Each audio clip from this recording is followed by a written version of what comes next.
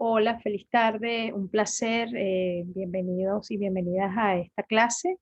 Hoy vamos a estar conversando un poco de lo que hemos abordado durante esta asignatura y bueno, un poco repasar la pregunta del origen del conocimiento. Les habla la profesora María Alejandra Vega, soy la jefa de departamento. Hemos estado poco a poco respondiéndoles lo que han sido todas las asignaciones que se han logrado a través del Google Classroom. Y bueno, para mí es un placer poder hacerles esta grabación. No va a ser tan larga por el tema de la descarga y todo esto, pero voy a tratar algunos temas importantes, ¿no? Hemos venido haciendo un recorrido sobre el tema del conocimiento, que ya hemos leído su respuesta, lo que es la epistemología, los tipos de conocimiento. Entonces voy a compartir un poco la pantalla que he generado para ustedes. Esta clase la vamos a titular El origen del conocimiento, pero antes de entrar en materia con la clase, voy a hacer como un repasito de las preguntas que hemos abordado en la clase, ¿no? La primera estuvo relacionada con conocimiento, un poco para que ustedes manejaran algunos conceptos, y se dio el libro de Hessen y el libro del profesor Gerardo Valvera como base para que ustedes pudieran conceptualizar lo que es el conocimiento. Hay muchos conceptos de conocimiento, pero vamos a tomar un poco el concepto en el repaso de que el conocimiento es la toma de conciencia de la realidad, la representación de la realidad. ¿Y a través de qué lo hacemos? Bueno, a través de los sentidos. Eso es importantísimo que lo tomemos en cuenta. Leí varias respuestas de ustedes y estuvieron muy acertadas y eso para nosotros es muy valioso porque, bueno, vamos tomando el camino. Nosotros en esta asignatura tenemos como base pues, la teoría del conocimiento, que está relacionada con la epistemología y por eso es tan importante el que quedara claro qué es la epistemología para nosotros. Vi entre sus respuestas claridad, sobre todo en esta segunda pregunta, porque bueno, nos hablaron acerca de que es una rama de la filosofía, que estudia el origen, la naturaleza y la validez del conocimiento, que está relacionada con el conocimiento científico, que aborda la verdad, que su cuestionamiento es el conocimiento verdadero. Y entonces, bueno, en esta parte quedó claro lo que es el concepto. El por qué es tan importante la epistemología para la educación. Bueno, básicamente porque estudia la génesis de la educación, está constantemente dando respuesta a todas esas preguntas relacionadas con el acto educativo y sobre todo reflexión, análisis, conoce ese proceso de construcción de conocimiento presente en lo educativo. Además, bueno, trata de integrar el saber de ese acto educativo, la comprensión, la interpretación. Por eso que ustedes van a ver, o ya más o menos han visto, que abordamos varias teorías del conocimiento, porque de alguna manera queremos generar en ustedes no solamente el problematizar, sino que ustedes puedan de forma reflexiva, propositiva, en el transcurso de su carrera, pues ir generando, bueno, a través de estas teorías y de otras que ustedes irán abordando en este departamento, puedan generar su propio conocimiento. La invitación, como siempre, es a generar esa profunda reflexión, ¿verdad? Que se da a través de estas teorías y que, bueno, que nos hace revisar esos patrones actuales y estos patrones actuales educativos realmente van o están relacionados con la realidad en la que estamos, ¿no? Entonces, esto es como la invitación a futuro de tomar en cuenta todas estas teorías que ustedes están viendo. El otro punto que estuvimos abordando está relacionado con el planteamiento del profesor Gerardo, que ya vieron o vienen viendo que son dos visiones, una que está relacionada con lo cotidiano, con la experiencia sensible y otra que está relacionada con la razón. Por eso que el profesor Gerardo habla de es imposible tocar lo que vemos, es un planteamiento, una problematización que parte del problema del conocimiento, más o menos vi dentro de sus respuestas que si hubo una claridad, ciertamente esto desde la visión cotidiana es un absurdo, pero desde la filosofía hay una gran discusión sobre lo que significa la imagen sensible y cómo es el cerebro, así como lo expresaron, quién toma esa imagen, ¿no? Y los aspectos que tienen que ver con la razón. Entonces creo que esa parte por allí quedó clara. Dentro de los problemas del conocimiento vi que hubo una confusión entre lo que son los problemas y lo que son los puentes. Los problemas están relacionados con las preguntas que vamos a ver hemos visto en las clases. ¿Es posible conocimiento verdadero? Entonces está la posibilidad, que es un problema. ¿De dónde se deriva ese conocimiento? ¿De la razón o la experiencia? Entonces por eso vamos a ver hoy el origen del conocimiento. El problema de la esencia, el problema de la verdad, que vi que algunos estaban claros con la lectura de Hesse, pero otros colocaron los puentes, que son las conexiones que el conocimiento toma de la realidad para poder explicar los diferentes fenómenos, que ya lo vieron en Barbera y en Hesse, que es la fe, la razón y lo científico, que eso tiene que ver con los tipos de conocimiento. Ya ustedes vieron el segundo tema, que tenemos, por lo menos lo que abordamos en la asignatura son tres. El que tiene que ver con lo mítico, que es la fe, ¿verdad? Todo aquello que está relacionado con nuestra parte espiritual y que está relacionado con el mito como centro, con la fe.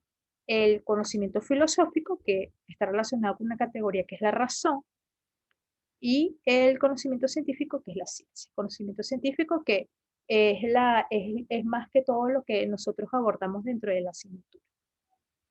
Luego estuvimos hablando de la posibilidad del conocimiento y ya ustedes abordaron las teorías que se vieron en la clase pasada, que es el dogmatismo, que sí afirma que el conocimiento es verdadero, el escepticismo, que dice que no hay posibilidad de conocimiento verdadero, y el pragmatismo, que sí lo valida, pero siempre y cuando ese conocimiento sea útil. Entonces, es importante hacer como ese repaso para que ustedes estén con más claridad a lo que viene ahora, ¿no? Que es el origen del conocimiento. Por acá estamos abordando una interrogante importante, ¿no? Que es la razón o la experiencia, la fuente y base del conocimiento humano. Esta es como la pregunta que nos estamos haciendo en esta clase y vamos a revisar, pues, si ese conocimiento está relacionado con la experiencia o con la razón, o puede ser con ambas. Recuerden que nosotros en esta asignatura vemos teorías, vemos puntos de vista. La filosofía en este caso no da respuestas absolutas, da puntos de vista y los va problematizando a medida que pasan las cosas, ¿ok? Entonces pasamos a la siguiente. Aquí, bueno, partiendo de que el conocimiento verdadero es posible, si partimos de allí, entonces nos toca revisar a través de qué, cuál es el vehículo y cuáles son las herramientas que utiliza el ser humano para adquirir ese conocimiento verdadero. Entonces, por eso tenemos estas preguntas básicas durante esta clase. En el caso de las teorías que abordaremos o las corrientes filosóficas, tenemos, bueno, que estas tres teorías se centran en el origen del conocimiento. Entonces tenemos el racionalismo, que se centra en la razón, importante. El empirismo se centra en que el origen es la experiencia, y el criticismo se centra en la relación entre la experiencia y la razón. Vamos a trabajar en primer lugar, que sería como la primera pregunta que estaremos abordando, ¿qué es el racionalismo? ¿Qué plantea el racionalismo? Entonces, el racionalismo parte de razón, cuya fuente principal tiene que ver con el conocimiento humano, ¿no?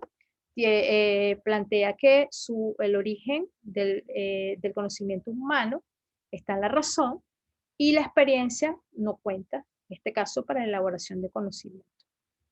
Como principios fundamentales están dos, ¿no? La primera es, en la razón podemos elaborar los conocimientos universales, es decir, los conceptos, todo eso está en la razón. Y en la experiencia solamente nos puede dar conocimientos particulares de la vida, de las cosas que nos pasan. Son individuales y por lo tanto no le interesan a la ciencia. Eso lo plantea el racionalismo. Por otro lado, es importante saber que para el racionalismo existen dos tipos de conocimiento. Uno que es vulgar, como lo ven en la imagen, tiene que ver con la opinión, la filosofía habla de doxa, tiene que ver con la experiencia que nos pasa, ese conocimiento sensible que nos pasa por cualquier cosa en el diario, ¿no? Y por otro lado está el científico, que tiene que ver con conceptos abstractos, por ejemplo, la matemática. tiene que ver con la ciencia específica, con el conocimiento científico.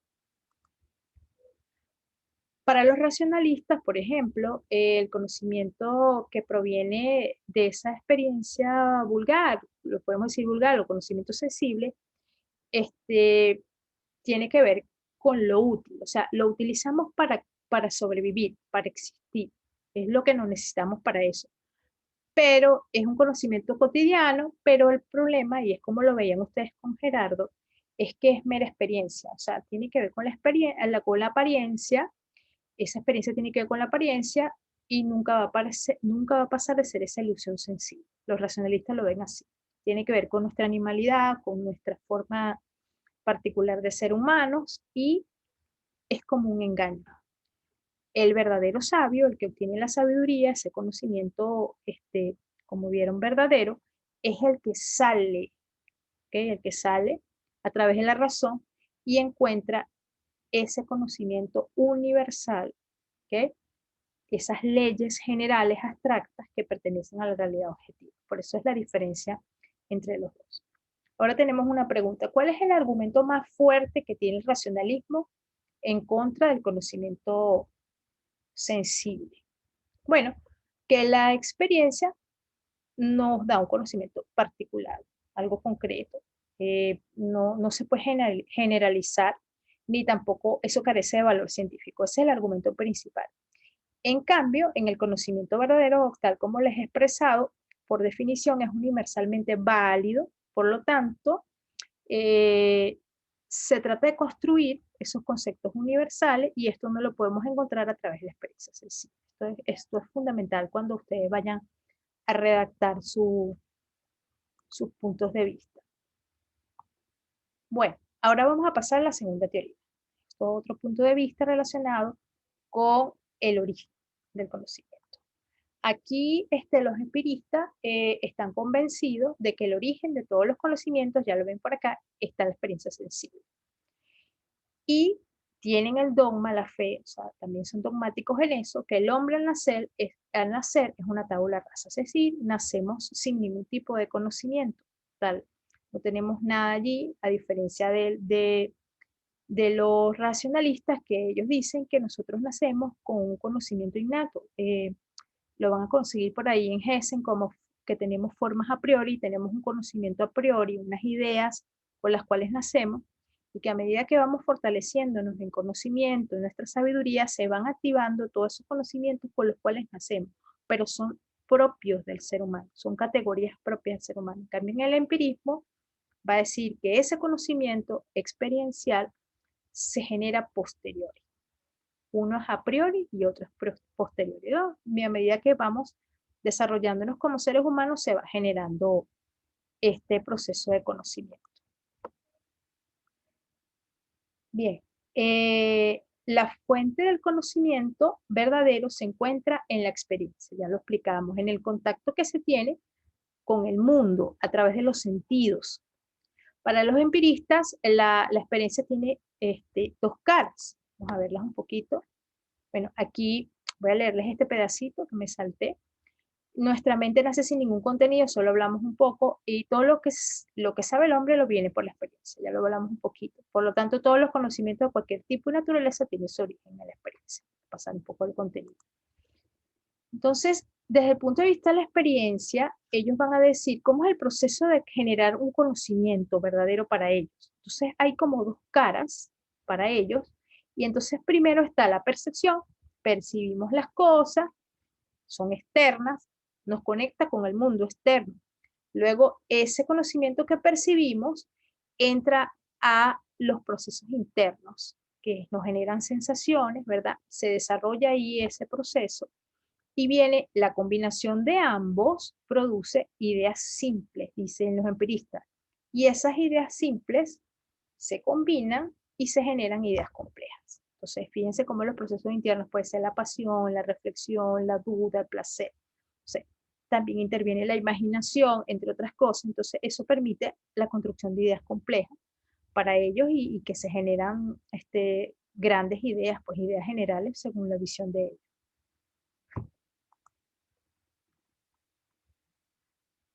Para concluir con el empirismo, Ellos hablan, les leo esta frase: no hay nada en la mente que antes no haya pasado por las manos.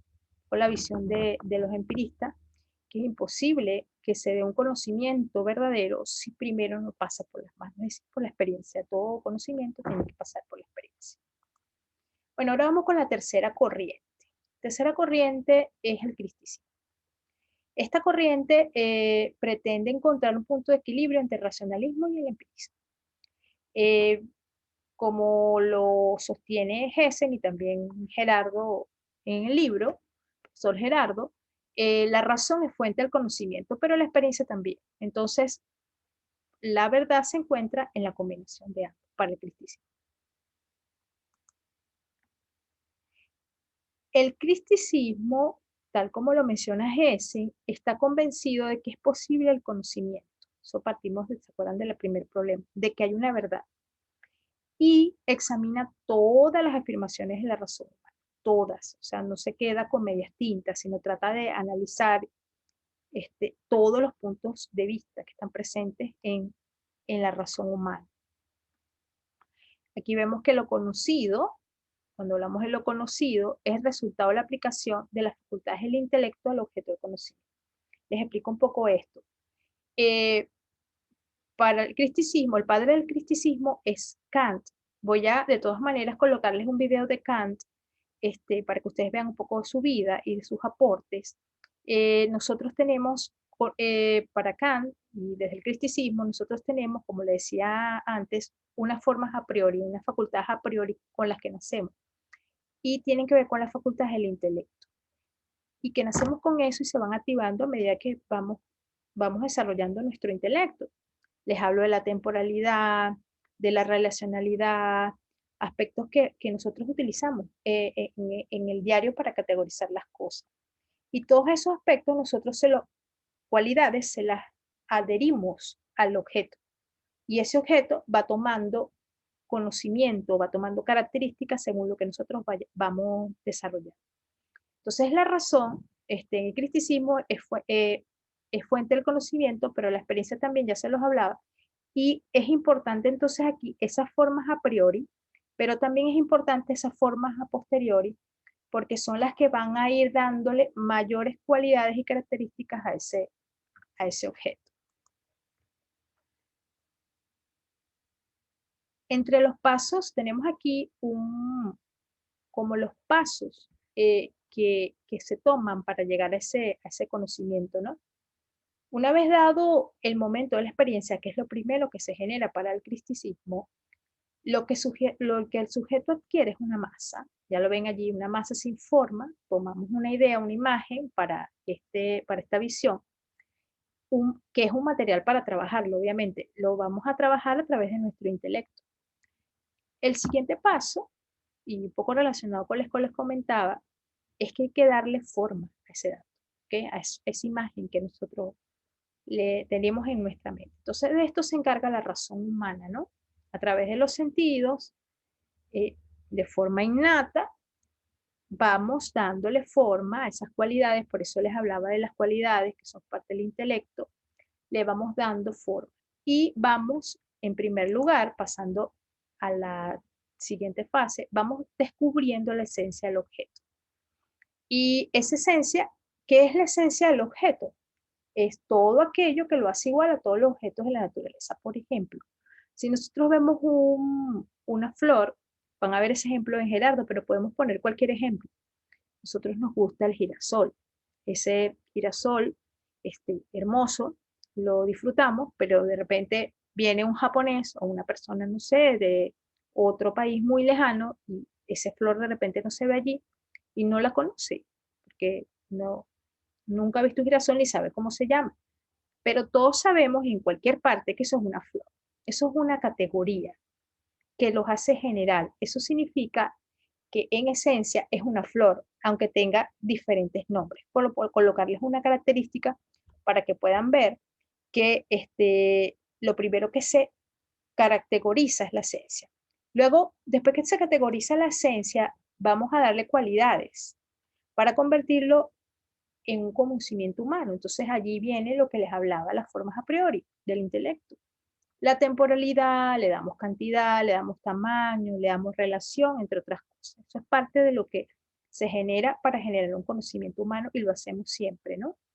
Le tenemos que dar tamaño a las cosas, cantidad, los objetos, los vamos clasificando, cuantificando según la forma como los queremos hacer. En el caso de, irme al anterior, en el caso de Kant, por ejemplo, él afirma que tanto el tiempo como el espacio son condiciones formales del conocimiento. Entonces, que no existen en la realidad, sino en la mente, y que pasa por la naturaleza que solamente podemos conocer un objeto si lo colocamos en un espacio determinado y lo temporalizamos. Entonces, esos son aspectos, poco para repasar, que lo van a ver, que tienen que ver con las formas del intelecto. Para repasar, dos formas van a encontrar, la priori y la posteriori dentro del cristicismo, y ambas son importantes para poder darle características a ese conocimiento humano. Bueno, este sería como el repaso de la primera parte y darles un paseo por las tres teorías. Me gustaría ahora que ustedes tengan posibilidad de leer el capítulo de Esencial Conocimiento de Gerardo y, bueno, repasar un poco con Gessen o búsquense algún video de YouTube que tengan por allí si quieren fortalecer y, sobre todo, poder ver los dos videos que les vamos a postear de dos autores, filósofos importantes, tres, porque son de las tres teorías y que puedan seguir fortaleciendo, como el caso de Descartes, que es importantísimo que lo vean y puedan fortalecer el estudio de cuáles son los aportes que él da a nivel del racionalismo, por ejemplo, que son fundamentales. En el caso del criticismo a Kant, y ustedes puedan tener como una visión general, en el caso también de la parte del empirismo con Hume, y que ustedes puedan tener esa visión. ¿Ok? Bueno, yo me despido, no voy a hacer esto tan largo para que no se pueda descargar. Esperamos este fin de semana poderle postear la imagen de las notas de la primera y segunda evaluación.